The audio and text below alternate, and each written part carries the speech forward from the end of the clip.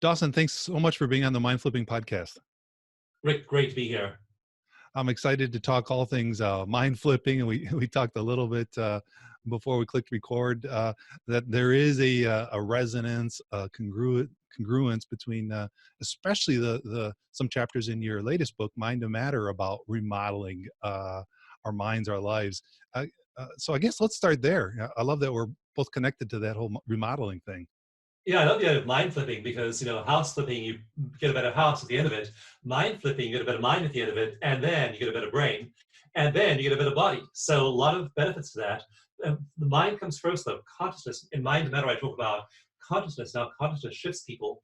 But as you shift consciousness, the newest research using MRIs, especially the new high definition MRIs we have, it's like your first iPhone in 2005 was pretty low res. Now, like MRIs are so high resolution, we can read what's happening in various parts of your brain. And it turns out that as you change your mind, change your consciousness, your brain begins to change dramatically. And then that turns on genes, turns on enzymes, turns on neurotransmitters and hormones, all kinds of downstream stuff. But it all begins with flipping your mind. It's so cool, and it used to be the other way, that we thought always it was, it all starts in the brain and whatever happens from there is, we're somewhat of a victim to. And now we recognize that it's flipped. It's the other way, that we can take advantage. We have the power through our thoughts and especially our emotions to, Yes. to remodel, reconfigure, as your point is in your book, change the reality of matter, not only in our brain, but in our body, but even beyond. Can you touch on that a little bit? Well, the old model was that the mind is an epiphenomenon of a complex brain. So we look back at 4 billion years of evolution. We saw organisms became more and more complex, from single-celled organisms to eventually early sea-based forms, then land-based forms, then through the dinosaurs and mammals, and all these hundreds of millions of years of evolution. And the idea was that we became more physiologically complex. Our brains became more and more complex. If you look at the brain, if you look, say, at the head of a dog or a cat, you will notice right away that there's a straight line from here to here. Straight line from its eyebrows to its ears, and then Okay. its ears stick up like this, but there's no big bulge over here. That is the cortex, the neocortex, and we evolved this huge big cranium and all this stuff inside it over the course of evolution. And the idea was, well, in the course of evolving all this complex neurological tissue, something called mind began to appear. But now we realize, as we get more into research, as the models become much better developed scientifically, we realize that actually it's just the reverse, that mind is literally creating brain. In chapter 1 of my book, Mind to Matter, I had this case history, and Rick, even when I think about it now, I'm about to tell you the story, I get chills because this is just an amazing phenomenon. So there's a lot of science in Mind to Matter. There are over 400 studies. And in chapter 1, there's this meta-analysis showing all the research, covering all the research and which brain regions are activated, which brain regions are changed by meditation and stress reduction practices. But in the books I've written, it's important to have the science at your fingertips, but I have stories of people, real people who do this stuff, because it's the stories that have the emotional impact. And the star of chapter 1 is a guy called Graham Phillips. And he'd heard about meditation, heard about mindfulness, and heard it had health benefits. So he said, I'm going to go ahead and commit to an 8-week mindfulness journey. But he wasn't any ordinary mindfulness explorer. He was a TV journalist, and he has a TV show called Catalyst in Australia. So he hauled the whole crew into a university lab, got himself parked under one of those high-resolution MRIs, and this scientific team literally studied every single physiological, mental function he had, minutely mapping every single part of his brain, and he did this at the start of the 8 weeks. After 2 weeks, he began to feel calmer, he had much less stress, he was being nicer to his teammates, and this meditation mindfulness practice really changed him. But after 8 weeks, he went back into the lab, same lab. They did the same battery of tests on him. They put him in the MRI again, and they measured the volume of each part of his brain. And again, these new high-resolution MRIs, they can see a single neuron. They're that detailed. And they found that some parts of his brain in just 8 weeks had grown by 3 to 5% in only 8 weeks. But the part that had grown the most was a little C-shaped sliver of tissue right in the center of the brain in the emotional midbrain. It's called the dentate gyrus. And it reaches out and coordinates emotional regulation across different parts of your brain. And think about emotional regulation. So if you have good emotional regulation and you say, for example, there's a loud sound, you then can regulate your startle response. Or if someone says something annoying to you, or if you're watching a debate on TV and your favorite candidate is losing or winning and you're responding to all of this stuff. But if you can regulate emotion, especially negative emotions like anger and resentment and blame, guilt and shame, if you can regulate those emotions, you have a much happier life. And his emotional regulation tissue, that dentate gyrus in the middle of his brain, in just 8 weeks, grew by 22.8%. I mean, just imagine, my biceps, me working on the gym for 8 weeks, and imagine a 22% growth in my biceps. I mean, I'd look, I'd look like King Kong pretty soon. And that's what's going on in your brain. You're remodeling the hardware of your brain, and you weren't doing anything more than changing your consciousness, changing your mind. So as we change our minds, we are literally shifting the hardware of our brains with the software of our minds. We're doing it with absolutely every single thought we think that is a strong emotional feeling component. If I feel something, if I believe something, I'm literally changing, I'm literally remodeling the neurons inside my head. And if that is the most exciting thing that you can imagine doing, then I don't know what is. I'm just so jazzed about the potential this all has to make us way healthier and way happier. Yeah, absolutely. It gives me goosebumps as well. And it's, I mean, it gives all of us hope. And so as we understand, like you said, with neuroscience and these high def MRIs and what we know now about the power of meditation, and not only how it improves the way we feel, how it improves our relationships, the importance now we understand of emotional intelligence, of regulating emotions and what it does for us in our relationships.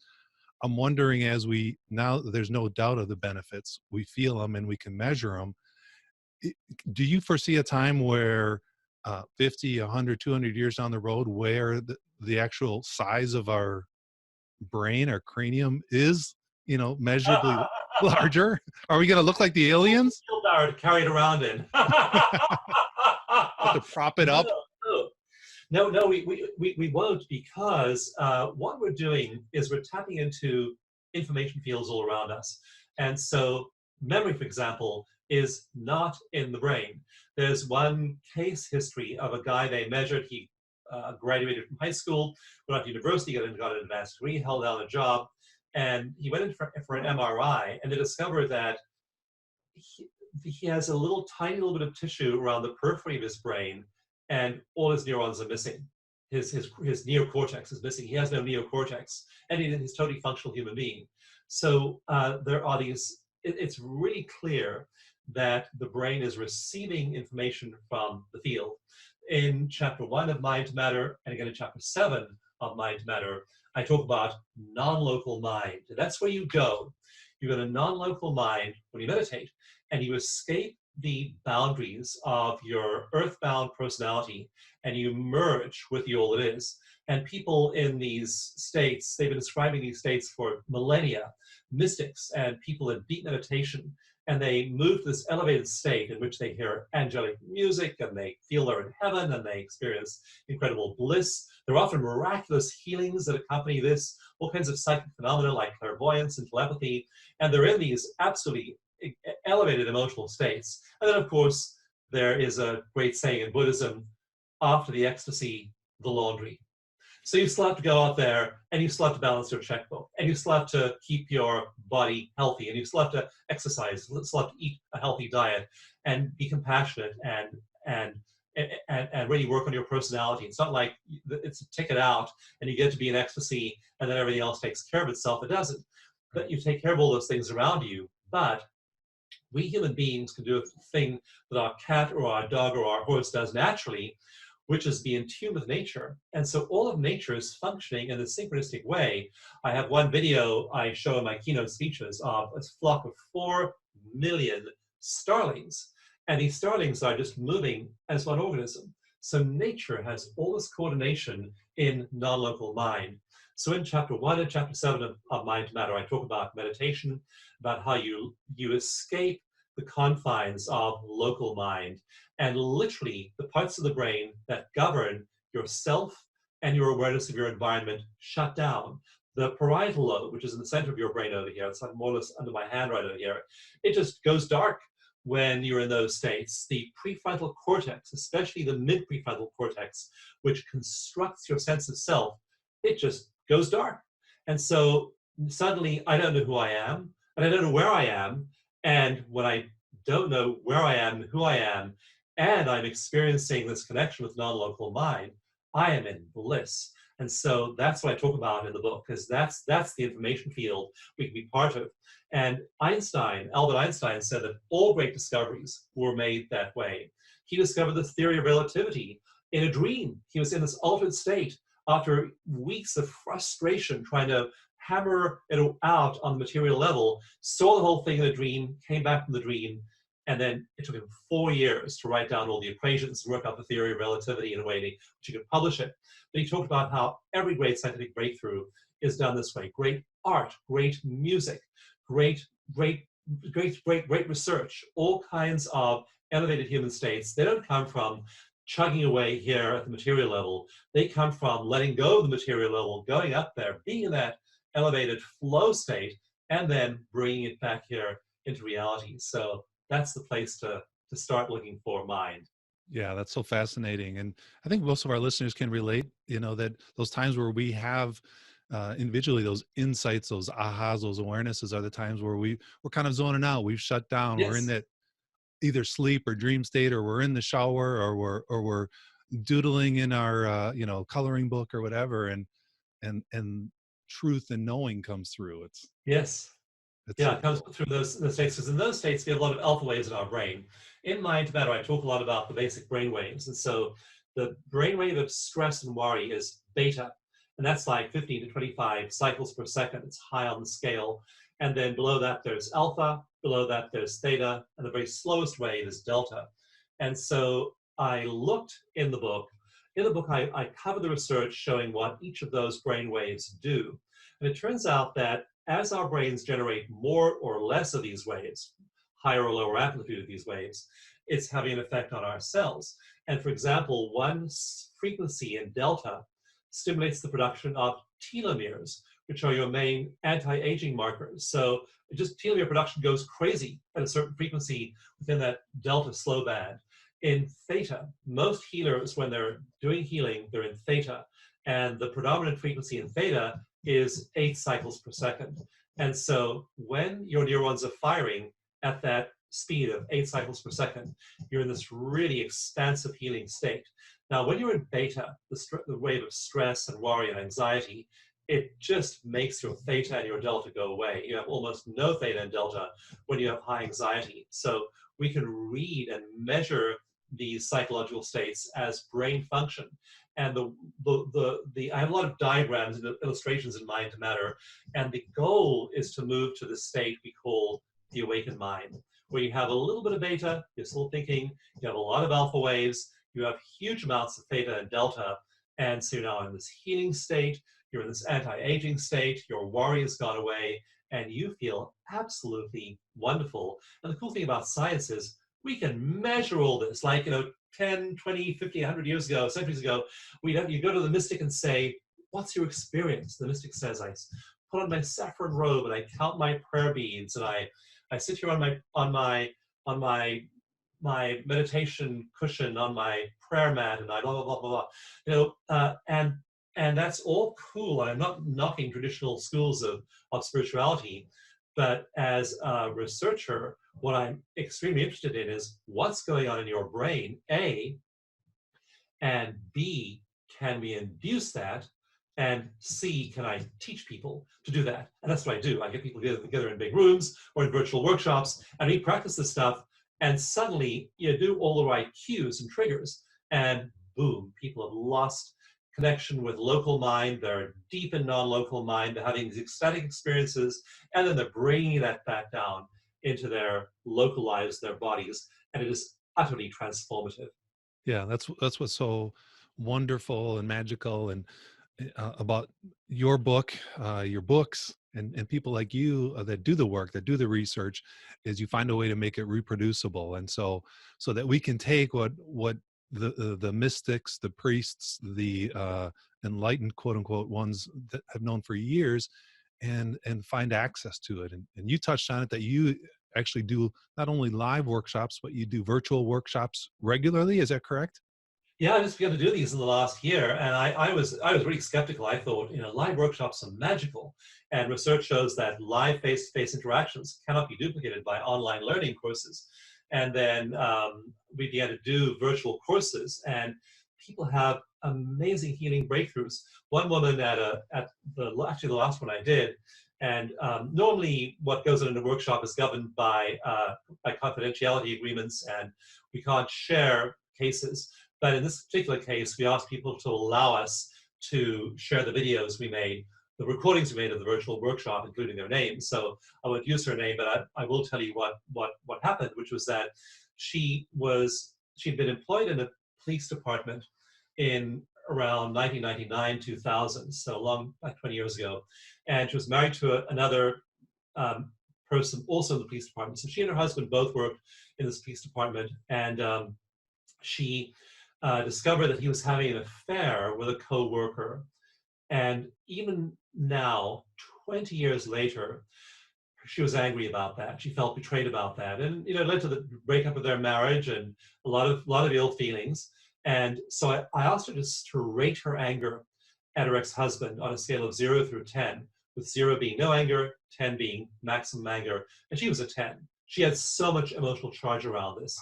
Now, I knew also it was likely that it was lighting up the emotional parts of her brain in the same way they'd been lit up in her childhood. So I knew probably it wasn't all about the husband and the affair. It was largely about her childhood. But we put that on the shelf and worked on that 20-year-old event. And it was amazing to have her just work through layer after layer. She discovered the affair when she found that he was making phone calls to his mistress. And back in the older days, like in medieval times, we had pieces of paper with the phone numbers that the phone carrier would snail mail us every month. There was no email back then or online access to your accounts. So, and she would spot that there was a number coming up there in the phone bills, and she wasn't sure what it was. She confronted him, and he admitted it, and then he broke his promise and called his mistress again. And so she saw the phone number there on the phone bill.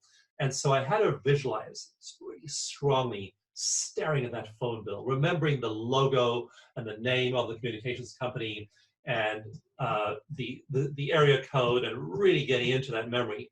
So now what happens is all of those circuits in her brain are all lit up, and she's a 10 out of 10 in terms of emotion. So this isn't pleasant for the person. They're doing this, and we're not always just doing with things something like that. We've done this with people who were who were in horrendous traumatic situations, like war, like putting their buddies in body bags in Vietnam, like dealing with IEDs in Afghanistan and Iraq. I mean, we've done this with people in extreme trauma, but this was a huge one for her, and she was 10 out of 10. We then did EFT, emotional freedom techniques, which involves tapping on acupressure points. So it's like acupuncture, but emotional acupuncture. And we did that with her, and her numbers dropped down to about a 3 out of 10. We did some EMDR type eye movements with her, and eventually she went down to a 0, just completely. So she's picturing the phone bill, remembering the number, and she has no charge around this whatsoever. We've done this now with thousands of veterans.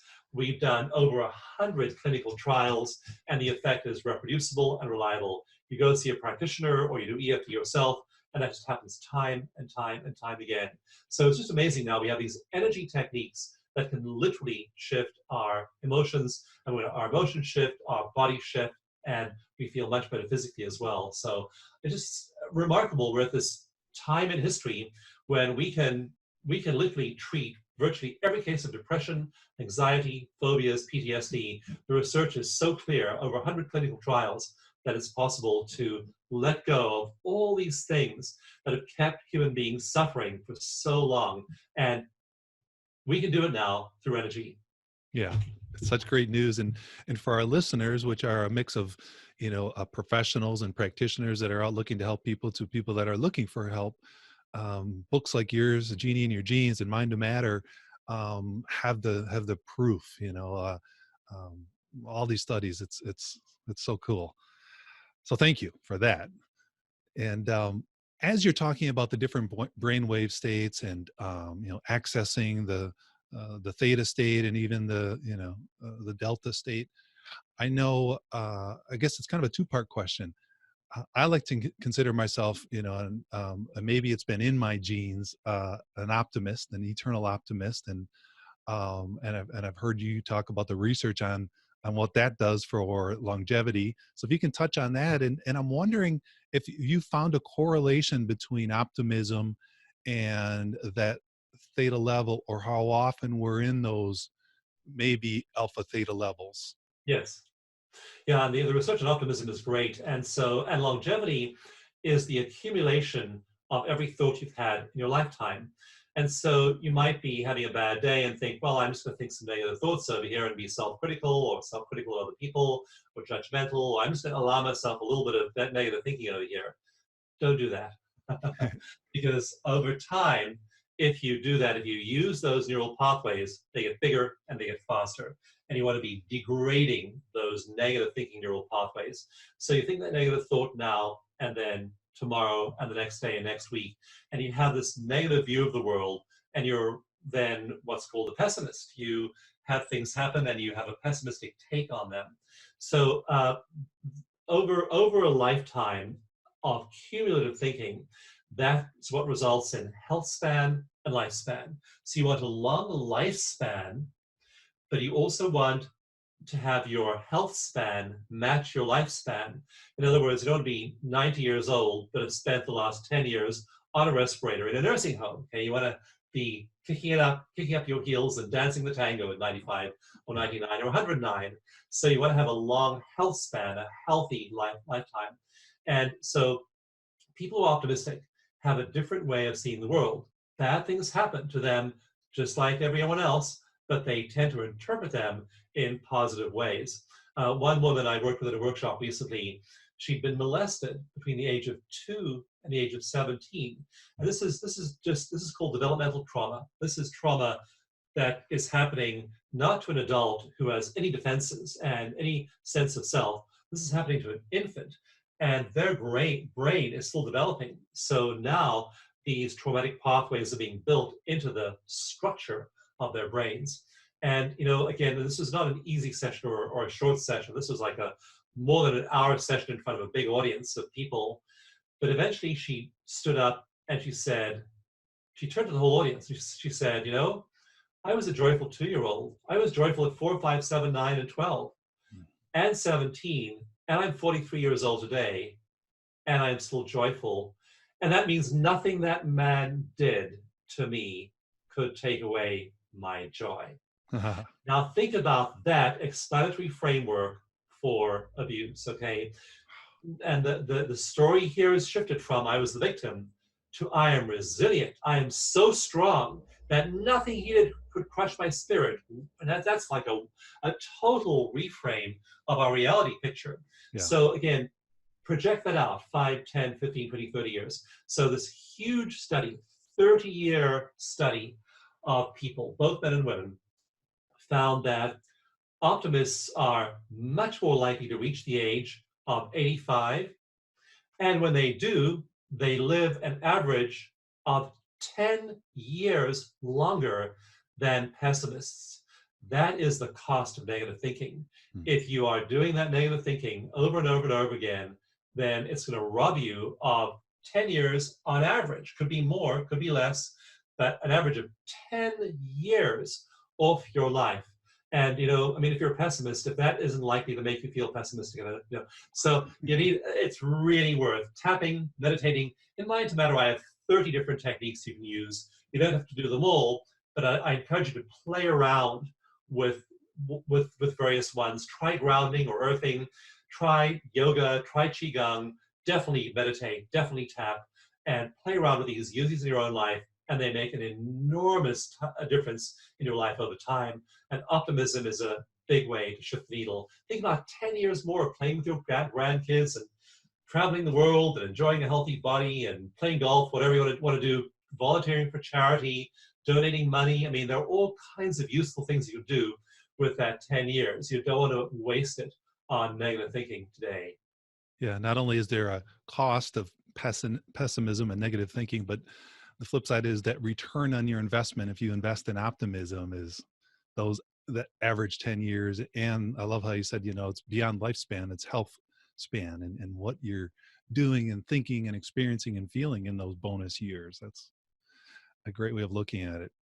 I'm also interested, and you kind of brought up this resilient, joyful woman who recognized that despite the trauma that she experienced, she claimed joy and resilience.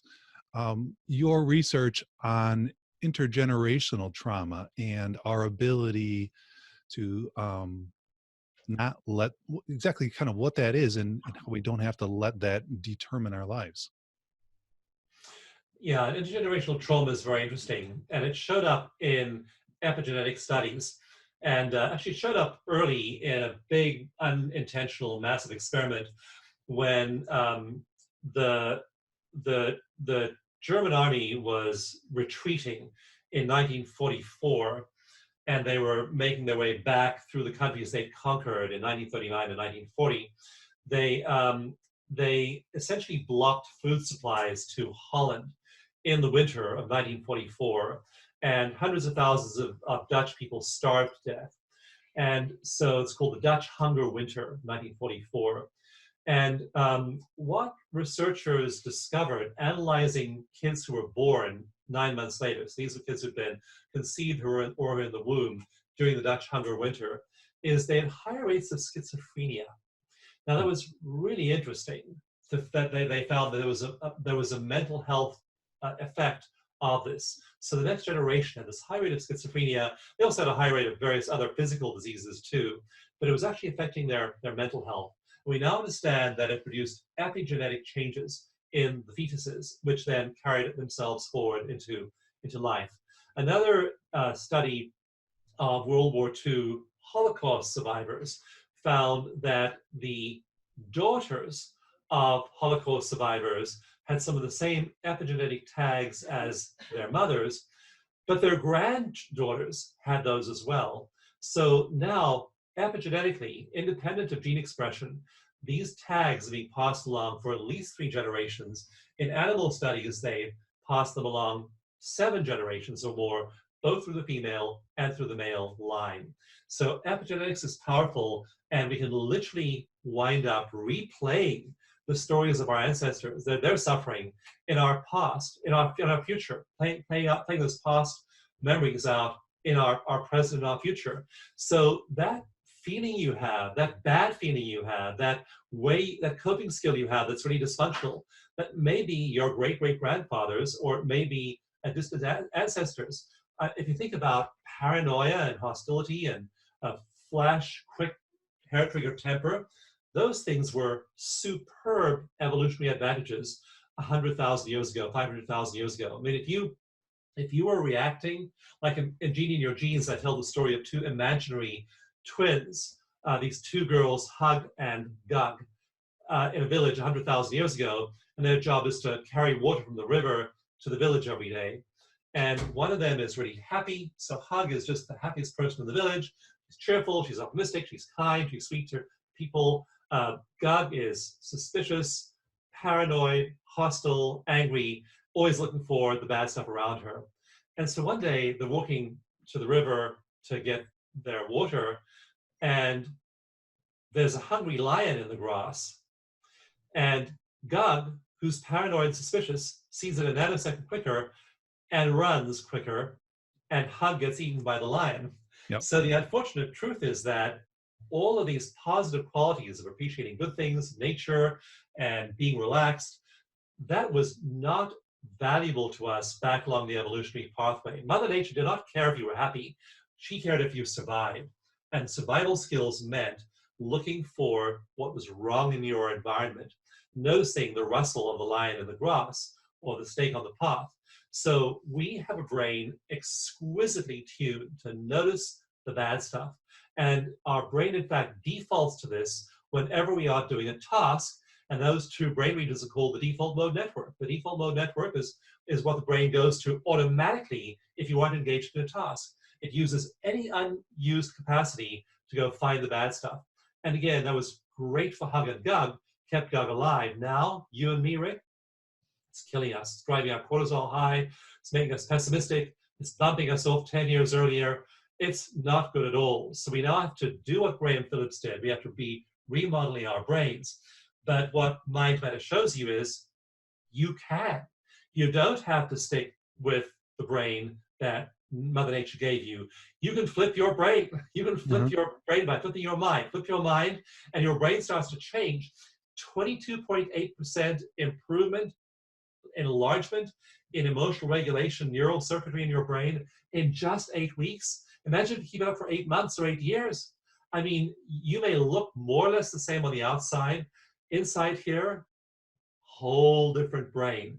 So that's the kind of the message of Mind Matter, is that we are literally reshaping our brains. When we do, we increase our telomere length, we increase our stem cell counts, we decrease our cortisol, we increase, I people in a week-long workshop, their cortisol dropped, their baseline level of cortisol in that week dropped 37%, freeing up all kinds of beneficial precursors to have them build really healthy molecules. So we measured the flip side of that was measuring their immunoglobulins, their immune response. So that cortisol dropped 37% of the week. Their immunoglobulins rose 113% during the course of the week. The doubling of immune function. That's the benefit of these kinds of practices. So they are really moving the needle, and we are not just flipping our minds and then our brains, we're flipping our bodies as well. Yeah, further proof that when we feel better, we heal better. So cool. I love it. Well, we could talk forever and ever, as we said before I clicked record. How are we going to fit this into the normal session? But before we part, I always like to let our listeners kind of get an insight into our guests, perhaps on a more personal level. So what's popping to my mind now as I hear you've probably always been curious. Am I right? Yeah. And you're a researcher, you're a writer, so you've got to be curious. You're a speaker. What have you always known about yourself? I had an experience when I was 15 that shaped my life. So I had PTSD from being a kid. Just had a lot of things happen that weren't really helpful in my early years. I was very anxious and depressed as a teenager. And I remember I'm working on a new book now called Bliss Brain, and I tell the story of being 15 years old. So this is like, half a century ago, a long time ago, but I was 15 years old, and I was with some friends in a hotel, and I walked past a full-length mirror, and I stared at this 15-year-old kid looking back at me, my own reflection.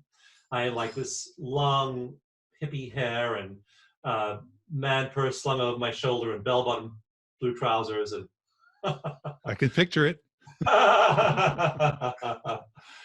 And the thought that went through my mind was, that is the saddest face I've ever seen.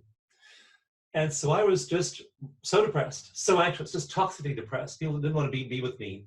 But that same year, when I was in that crisis, I had one day in my room. I didn't know what I was doing. I didn't know what sparked this. But I had this mystical experience then. And suddenly, I left my local mind, like I talk about in my books, leaving your local mind. Suddenly, I was one with non-local mind. I didn't know where that came from, what triggered it. But suddenly, I knew the universe was love. I had no doubt about that the universe was love. And it wasn't something you can prove. You can't prove these things, but you can experience them. And so the mystics talk about having these amazing experiences. They come down from the mountaintop, they come down from them, that these exalted emotional states, and they try to explain to us what's happened to them. And every human being has had one or more, if you're lucky, many of these experiences of being one with the universe. Maybe you were in nature one day. Maybe you were staring at a gorgeous natural scene, at a stream, at the Grand Canyon, at the ocean, at the sunset, at the flowers, and you had a transcendent experience. These aren't spiritual experiences. They're natural human experiences. They're not religious. You don't need a religion to get to them. But they are at the core of every religion is the mystical experience. So I had an experience that day when I was 15 of just experiencing the universe as pure love.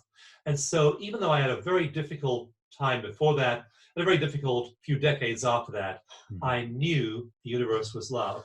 Now with meditation, every morning I let go of local mind, tune into non-local mind, and have that experience every day. And that becomes the launch pad for my entire day. My days are then productive, they're creative, they're happy. And in my new book, Bliss Brain, I'm writing about the 7 neurochemicals that we generate in deep meditation. And one of those 7 is anandamide, which is, ananda is the Sanskrit word for bliss. And anandamide docks with the same receptor sites in your brain as THC, which is the active ingredient in marijuana. So you get lots of anandamide in your brain, you're blissed out from the anandamide, you get lots of serotonin, which is the same chemical composition as psilocybin. You get lots of dopamine, which is what cocaine and heroin give you. So basically you're meditating, you're in non-local mind, and your brain is flooded with ecstasy-producing chemicals. You then move into the day like that, and you've now learned to create this experience of liberty every day. So I teach this in my books, in Mind to Matter, in the forthcoming book called Bliss Brain, I teach it in the live workshops, I teach it in the virtual workshops, and we literally bring people to this state, and they start to be able to then do this every day. Now, it's not an occasional experience, but a daily experience you know how to induce. It's a game changer. It's a total game changer for every part of your life. And then you become much less stressed, much less anxious, much happier. Your immunoglobulins change, cortisol goes down, heart rate variability improves, a whole slew of physiological things happen in your body, and you have a way better life. So that's really what I'm focused on now, is learning more about this myself, teaching it, training people to induce these states themselves, and then enjoy the life that comes along with that flipped mind. I love it. I hear a connection between you and I, and that we both, I'm guessing, love to learn about these things, so we can experience it, so we can feel it, and find the bliss, the love, the joy, and then share it and teach it. There's that double edge to these discoveries. That's what I love about having conversations with people like you, Dawson, Dr. Dawson Church. Thank you. Thanks for your time today. Thanks for all that you do. I want you to know that I appreciate you and I love you. I accept. Thank you. Received, multiplied, and reciprocated. Thank you. Thank you so much. And so if people want to learn more about your workshops, your books, I know, is it DawsonGift.com is one place? Yeah, DawsonGift.com is good because it's a portal. And once you go through DawsonGift.com, you get a free download of the EFT tapping mini manual.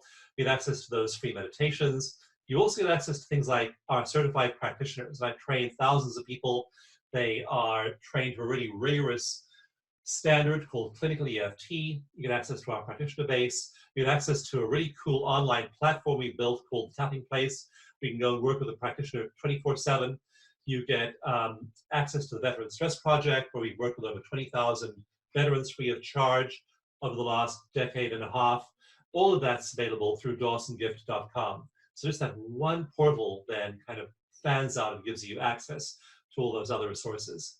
Perfect place to go. DawsonGift.com. We'll put that in the show notes at mindflipping.com. Dawson, thank you so much. It's been a great pleasure. Thanks for the work you're doing to spread the word. Absolutely.